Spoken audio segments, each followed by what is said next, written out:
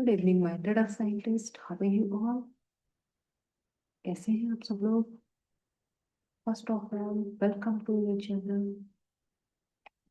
With classes learning environment.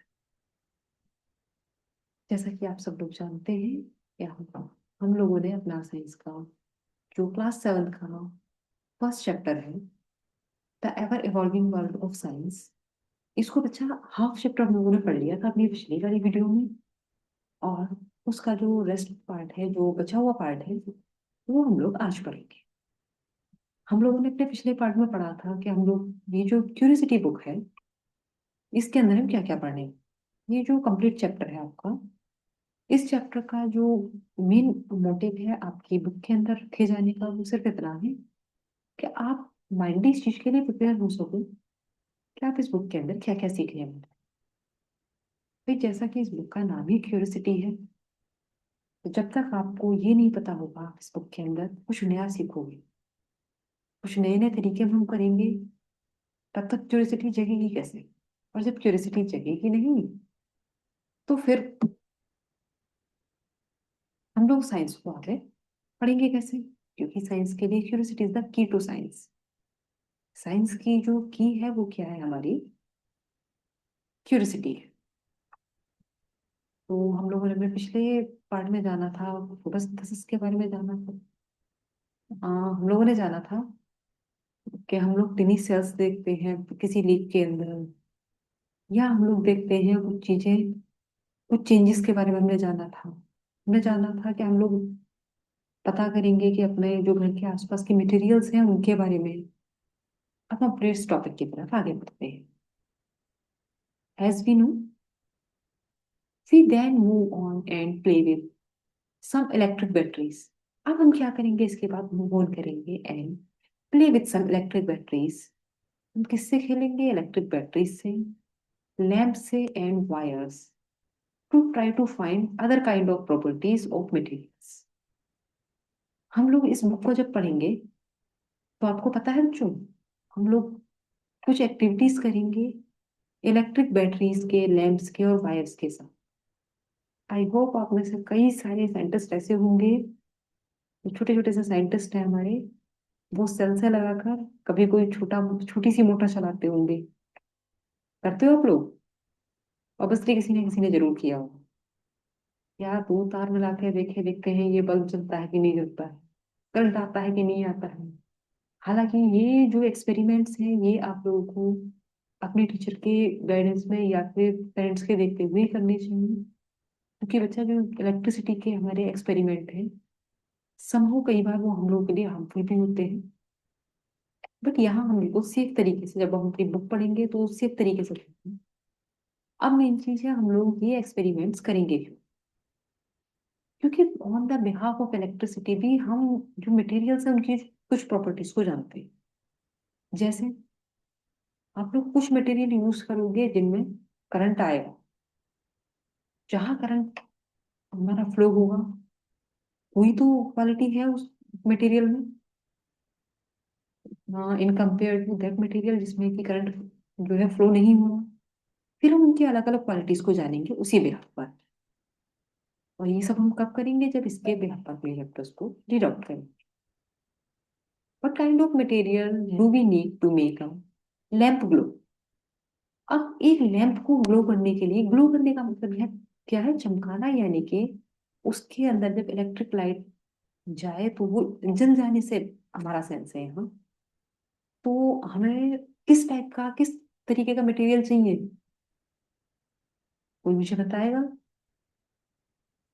कि हमें किस टाइप का मटेरियल चाहिए होता है? भाई, जिसमें इलेक्ट्रिक करंट फ्लो होगा वही तो हमें चाहिए होगा। जैसे आयरन चाहिए होगा, एल्यूमिनियम होता है। इनमें क्या होता है? इलेक्ट्रिक करंट फ्लो होता है। जब इलेक्ट्रिक करंट फ्लो होगा तो जो लैंप है, लैंप से मतलब यहाँ इलेक्ट्रिक बल्ब से, जो इलेक्ट्रिक बल्ब है वो क्या करेगा? आपका ग्लो करेगा। This will lead us to classifying material on the based on their properties, and we will enter the world of metal and non metal.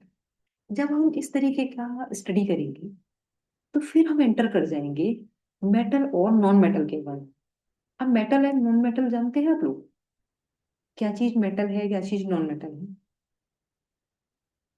क्या इनकी अपनी अपनी कुछ क्वालिटीज होती है।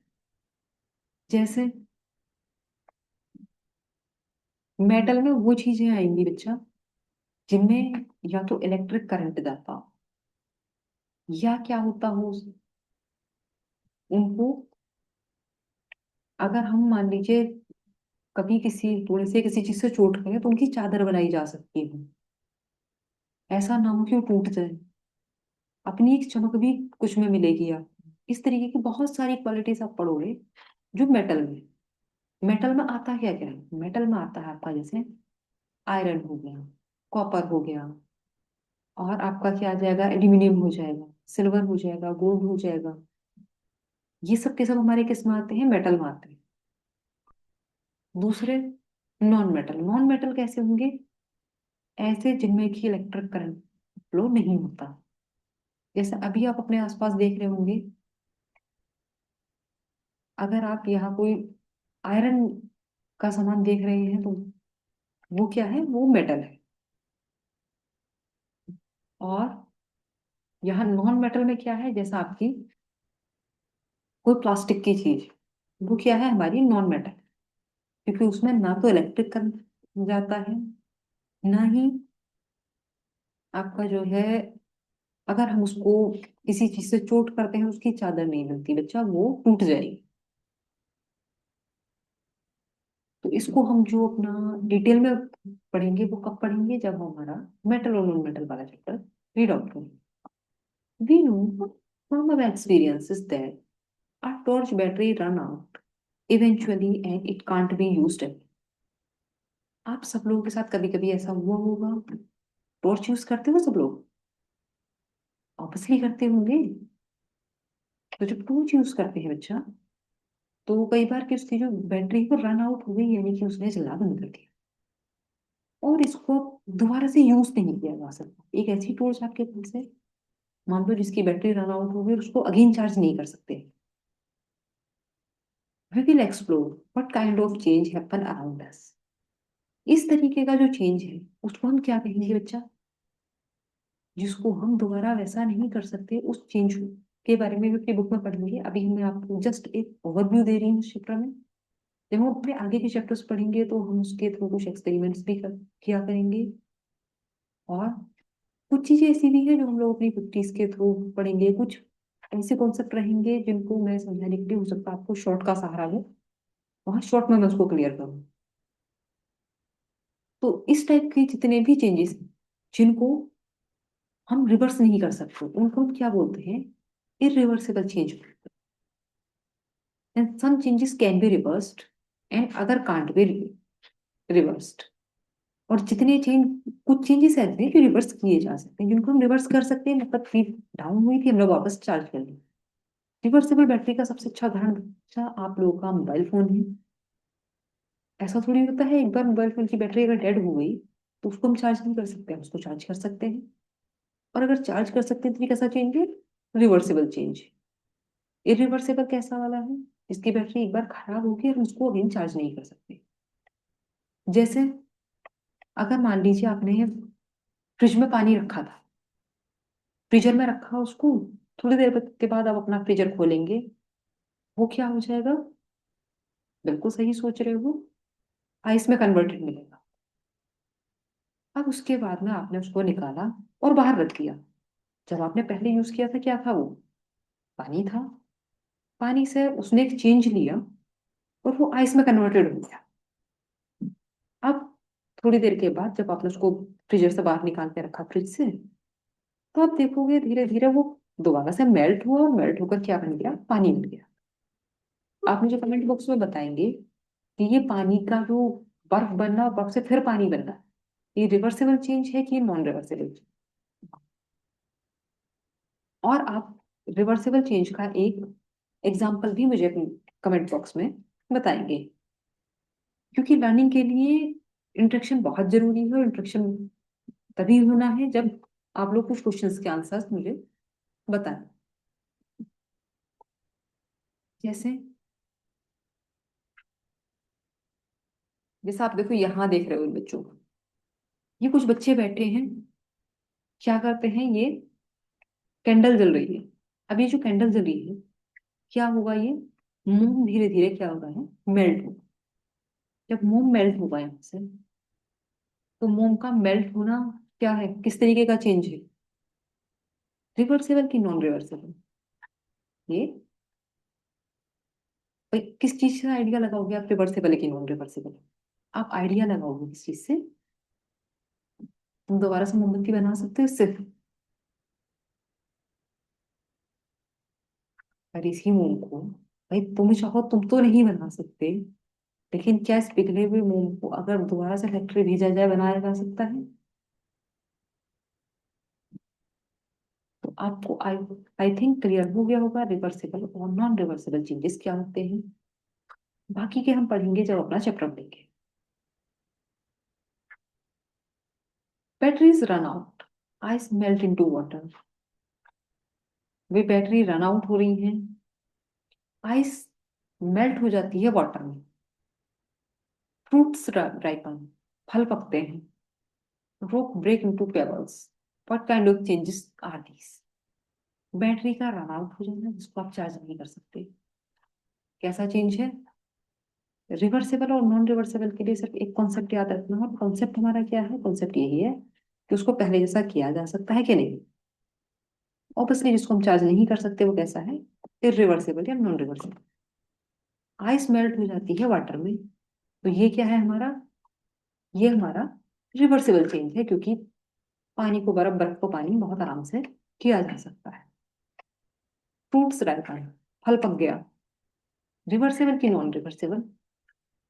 अगर हम इसकी बात करेंगे, तो क्या पके हुए फल को दोबारा से कच्चा किया जा सकता है, नहीं किया जा सकता। नहीं किया जा सकता तो कैसा चेंज है, नॉन रिवर्सिबल चेंज है।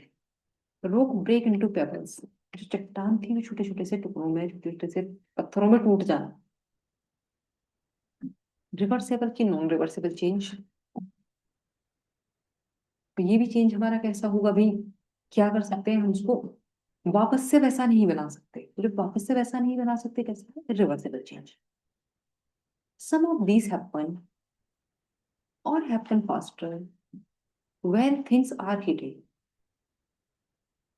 अब मेन चीज है, हम लोग कुछ चीज देखते हैं, इसको हमने अभी तो पढ़ा रिवर्सिबल और नॉन रिवर्सिबल के बिहाफ पर। अब एक बात बताओ, किसी चट्टान का टूट जाना या फलों का पकना, ये किस चीज पर डिपेंड करता है, आइस का मेल्ट हो जाना, या किसी चीज का कोई भी चेंज है वो धीरे हुआ तेज हुआ। But things are, when things are heated, कब होता है ये, तेजी से कब होगा, जब चीजें गर्म होंगी। आइस कब मेल्ट होगी वाटर में, ठंड में देखिए कभी होती, नहीं होती ना, किसमें होती है, गर्मी में। तो हीट मिली तभी तो, या कभी ऐसा हुआ है फ्रीजर के अंदर रखी रखी फुल ऑन कूलिंग कूलिंग पर वो जो बर्फ थी पानी बन गई हो, ऐसा तो नहीं होता। We will look at how heat flow, हम लोग क्या देखेंगे, हीट किस तरीके से फ्लो करती है, whether it is melting of an ice cube in a glass और the melting of a glacier. भाई दोनों जगह बर्फ है। अच्छा, जो आइस क्यूब है आपके गैस के अंदर, सॉरी ग्लास के अंदर, और एक ग्लेशियर में, दोनों में बर्फ है। लेकिन क्या जितनी जल्दी जो आपकी ग्लास की बर्फ है वो पिघल जाएगी, क्या उतनी ही जल्दी आपकी जो ग्लेशियर है वो भी पिघलता है, नहीं ना। कभी सोचा है क्यों, ऐसा क्यों है? ये जो ग्लेशियर है उतनी जल्दी नहीं पिघलता। ना पिघलने के पीछे वजह ये है बच्चा, जो हीट है, हीट के उसको गर्म करने की जो रेट है वो रेट क्या है। अभी की जो आइस क्यूब है वो छोटा है, तो हीट क्या होगी, उससे जल्दी फ्लो हो जाएगी, जल्दी उसके एक कोने से दूसरे कोने तक जा सकती है। जैसा आप भी बैठे, ठीक है, जस्ट सपोज करो आप हीट हो, आप किस जगह तक जल्दी पहुंचोगे। मान लो आपको आपकी टेबल के पास से कोई चीज उठानी है, आप फट सा हाथ उठाया और चीज अंदर, जल्दी पहुंच सकते हो।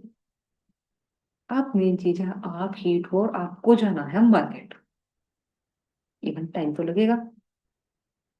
क्योंकि आपको लंबा डिस्टेंस कवर करना है। वही काम हीट का भी। हीट अगर छोटी चीजें हैं तो उससे जल्दी जल्दी फ्लो होगी, जब जल्दी जल्दी फ्लो होगी तो वो चीज जल्दी जल्दी मेल्ट भी होगी, उसमें चेंज जल्दी जल्दी होगी। चीज अगर बड़ी है तो क्या होगा, टाइम लगेगा उसको हीट को फ्लो होने में।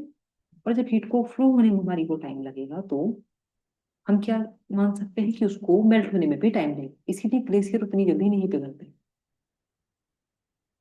Water is of course everywhere, and with the heat from the sun it evaporates from the seas and fall as rain, perhaps trickling down into the ground somewhere far away। भाई इस धरती पर सब जगह क्या है बच्चा, पानी है। और हीट की वजह से वो क्या होता है, जो सन की हीट उस पर पड़ती है तो वो इवेपोरेट होता है। इवेपोरेट कहते हैं भाप बनकर। वो फिर क्या होता है, बारिश के रूप में दोबारा से कहाँ आ जाता है हमारा, धरती पर ही आ जाता है। फिर भाप बनेगा, फिर उड़ेगा, फिर भाप बनेगा, फिर उड़ेगा। अच्छा, इस प्रोसेस को क्या कहते हैं, आप लोगों ने कभी पढ़ा है इस प्रोसेस के बारे में? क्या बोलते हैं इस प्रोसेस को? तो इस प्रोसेस को हम लोग बोलते हैं वाटर साइकिल। आप लोगों ने पढ़ा भी होगा आई होप इसके बारे में।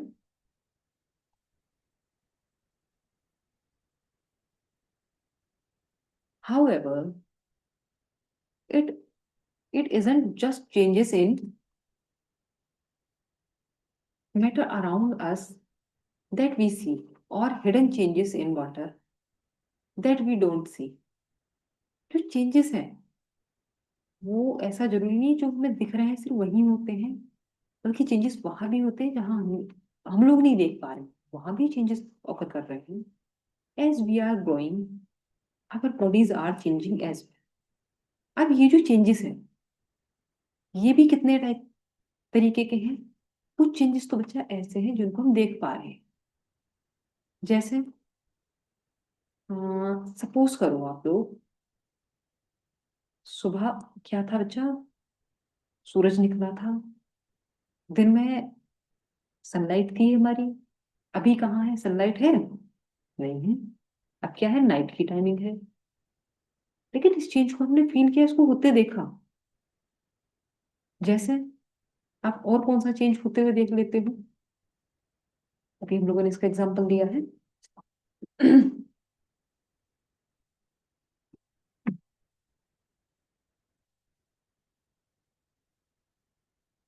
डे और नाइट वाला हमारा एग्जांपल था, है ना।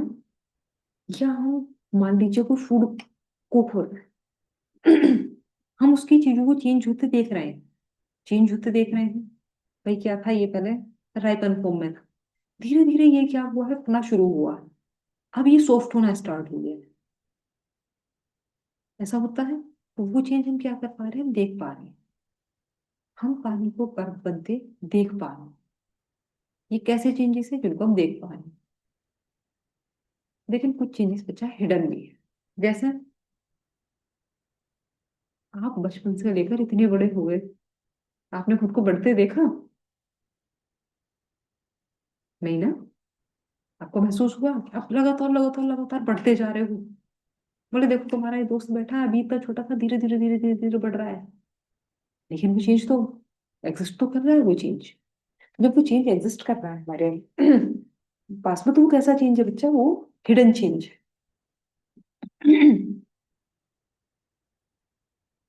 Especially around the middle school years, our bodies are changing rapidly। देखो अभी जो एग्जाम्पल मैं दे रही थी आपको वही यहाँ पर है, जिसमें बताया कि स्पेशली मिडिल स्कूल ईयर्स में हमारी जो बॉडीज होती है वो रेपिडली चेंज हो रही होती है। वाई, क्यों? Not just as humans, there are life processes that are essential to all animals for their survival। और ऐसा जरूरी नहीं है कि ये सिर्फ ह्यूमन में ही होता है, बल्कि जो लाइफ प्रोसेस है, जो जीवन का प्रोसेस है, वो सभी जितने भी एनिमल्स यहाँ हैं उनके सर्वाइवल के लिए बहुत ही ज्यादा जरूरी है। अगर आप लोगों के घर में पेट होंगे, पेट भी तो बढ़ते हैं। इवन जो पिछले महीने पौधा लगाया होगा वो भी तो बढ़ता है। लेकिन क्या आप उसको देख पाते हो, अरे ये 1 सेकंड पहले ऐसा था, 2 सेकंड बाद इतना बड़ा हो गया, इतना बड़ा हो गया, ऐसा नहीं देख पाते। जब ऐसा नहीं देख पाते तो कैसा चेंज है, हिडन चेंज है। To grow we have to eat and breathe.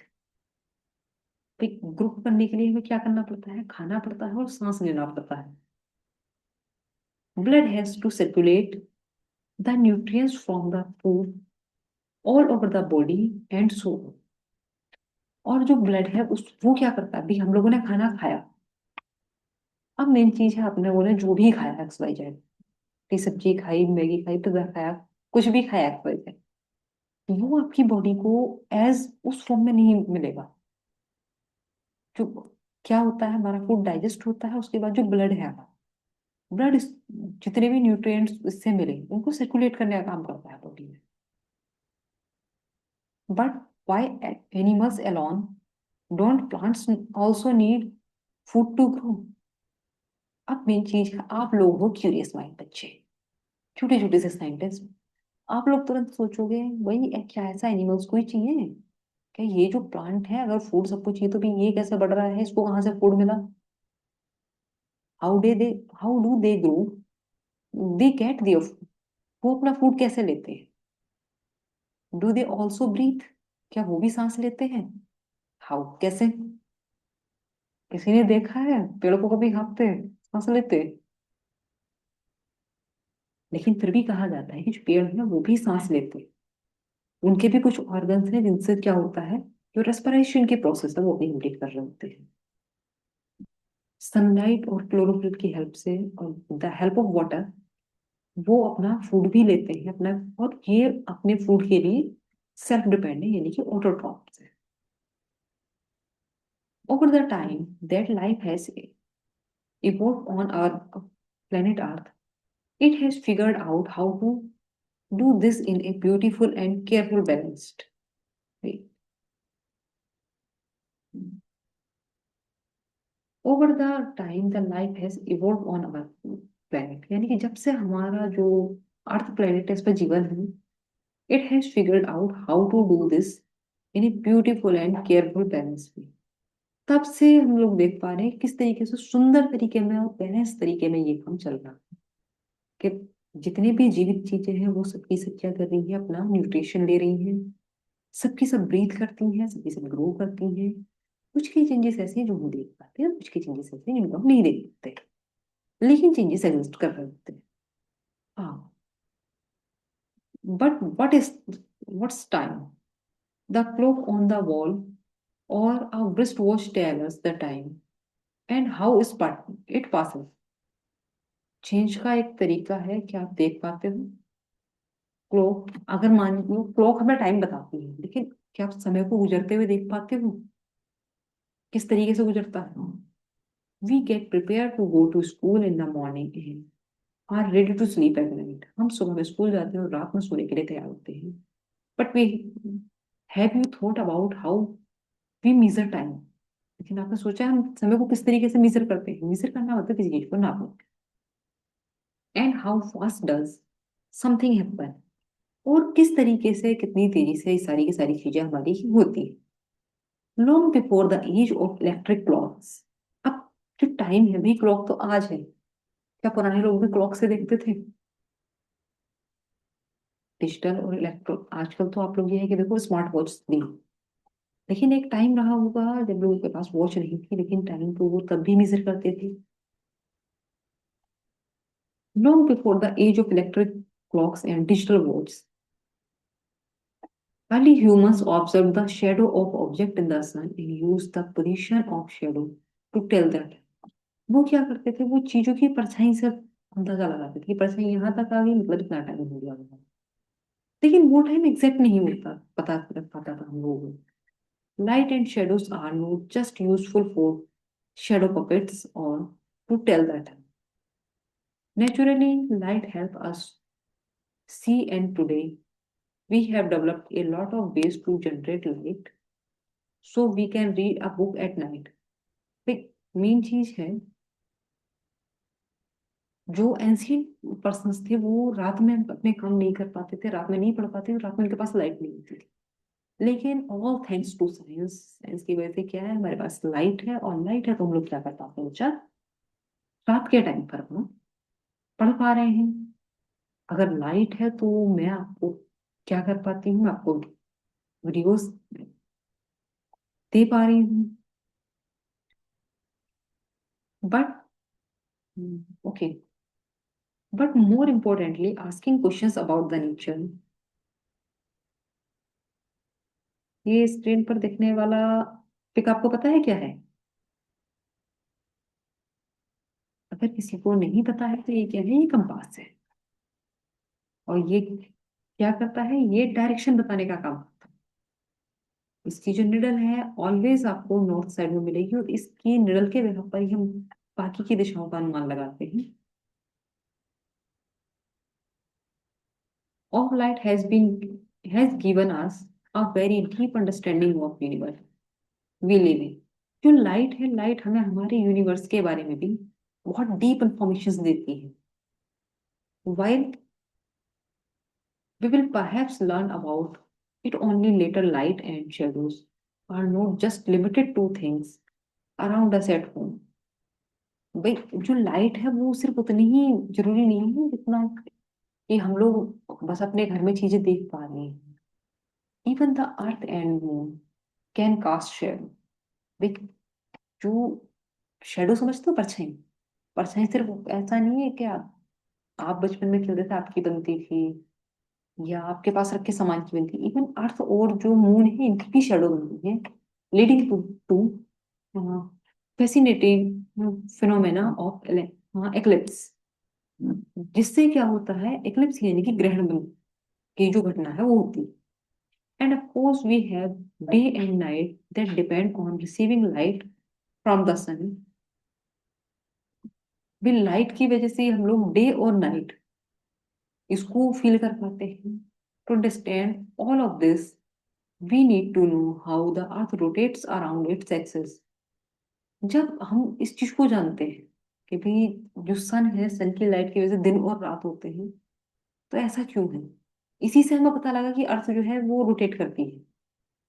उसका जो पार्ट जो है आपका सन के अराउंड जाएगा वहां क्या होगा? वहां दिन होगा। और जहाँ सन के अराउंड नहीं जाएगा वहां क्या हो जाएगी? रात हो जाएगी।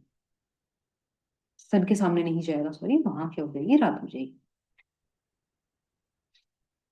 And the consequences of this movement on the life of our beautiful planet. और इसी तरीके से क्या होता है? दिन रात होते हैं और लाइट की वजह से हमारा जो प्लेनेट है, ब्यूटीफुल सा प्लेनेट है, इस पर जीवन हमारा लगातार चलता रहता है। while all this might have your head spinning, think about it। अब ये इतनी सारी की सारी चीजें आपके हेड को क्या कर रही होंगी? स्पिन कर रही होंगी। थिंक अबाउट इट, इसके बारे में सोचो। isn't it amazing that humans can wonder about the wonderful world we live in। आप एक बार बताओ, क्या ये सारी की सारी जो चीजें हैं, क्या इस वर्ल्ड को वंडरफुल बनाती हैं जिसमें हम रहते हैं? In the chapter that follow you will also make simple observations and do fun experiment and dive into topics that need careful thinking। जब आप इस बुक के चैप्टर्स को फॉलो करोगे, तो आप बहुत सारे ऑब्जर्वेशंस करोगे, बहुत सारे एक्सपेरिमेंट्स को करोगे, और जो केयरफुल थिंकिंग है उसके अंदर बहुत गहराई तक डूबकर उसको सीखोगे। Each chapter builds you what you already know and encourage you to ask questions।